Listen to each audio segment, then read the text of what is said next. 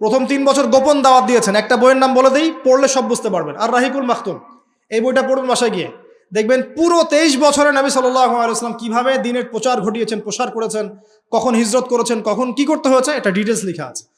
আমি শর্ট করে বলছি আপনাকে, 23 বছরের প্রথম 3 বছর গোপন দাওয়াত দিয়েছেন। কিরকম দাওয়াত?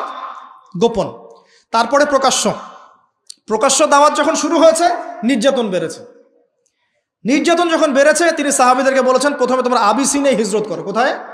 আবিসিনিয়া মানে ওই যে ইথিওপিয়া, ইরিত্রিয়া, যেখানে বাদশাহ নাজাশী ছিলেন, যিনি একজন ভালো খ্রিস্টান ছিলেন। যে বললাম ওদের মধ্যে ভালো মানুষ আছে, খ্রিস্টানদের মধ্যে ভালো মানুষ আছে, জিউসদের মধ্যে ভালো মানুষ আছে, কিন্তু তারা নয় বা আদুহুম আউলিয়া উবাদ, যারা একে অপরের বন্ধু।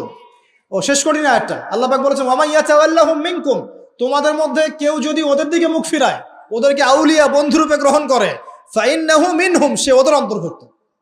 সে ওদের অন্তর্ভুক্ত মানে কি সে কাফের? উত্তর না। সে যদি ওদের অন্তর্ভুক্ত আল্লাহ পাক বলে থাকেন, সে কি কাফের হয়ে যাবে? উত্তর হচ্ছে না। কি হবে?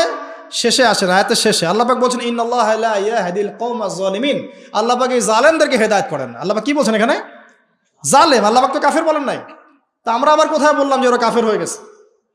আমরা তো কুফরি ফতোয়া দেইনি, তাকফির করি নাই, বলেছি তারা জালেম হয়ে গেছে। যারা জায়নিস্টদের সাথে বন্ধুত্ব করেছে, আমরা বলেছি ওরা জালেম হয়ে গেছে। দেখছো, কে বলেছে কাফের হয়ে গেছে? কখনো বলা হয়নি কাফের হয়ে গেছে, তাকফির করা হয়নি, এটা অপপ্রচার। এখানে দেখেন নবী করিম সাল্লাল্লাহু আলাইহি ওয়াসাল্লামের যুগে ওই অবস্থা এখনো আছে। 3 বছর গোপন দাওয়াত দেওয়ার পরে প্রকাশ্য দাওয়াত শুরু হলো।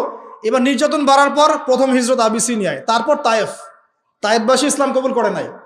তারপরে এই যে ইয়াসরিব, মদিনা থেকে 6 জন যুবক এসেছে, তাদের হাতে ইসলাম কবুল হয় যখন, তিনি হিজরত করে চলে গেলেন বায়াতে আকবা উলা এবং কুবরার পরে। প্রথমে 6 জন, তারপর 12, তারপর 73 জন। 73 জন পুরুষ, 2 জন নারী, মোট 75 জন। মানে 75টা পরিবার ইসলাম কবুল করলো মদিনার, তারপর তিনি মদিনায় চলে গেলেন। এই যে হিজরত হলো, তারপরে হয়েছে বদর, তারপর উহুদ, তারপর খন্দক, এবং আস্তে আস্তে আস্তে আস্তে হুদায়বিয়ার সন্ধি,